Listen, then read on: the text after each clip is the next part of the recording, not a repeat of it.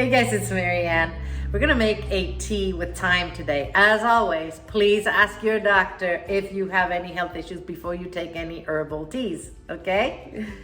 Thyme is rich in vitamin C, A, some of the B's. It's got zinc, it has iron, it has calcium, it has magnesium, and it has manganese. So a lot of nutrients in this herb, guys. It will help you, boost your immune system with all those vitamins and minerals. It's very good for your bones, for the manganese. It's great for your cells with the potassium that it has in it. It reduces inflammation in your body.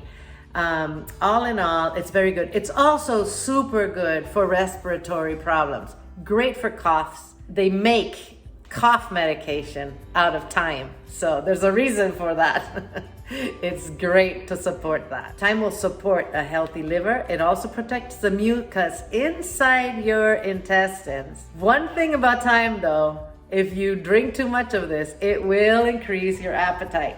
So don't exaggerate. Let's go make this tea. We're gonna put some thyme leaves in this little jug. It's been washed. We're gonna add a cup of hot water. This boiled, but it's not super boiling. Cover it and let it steep for 10 minutes.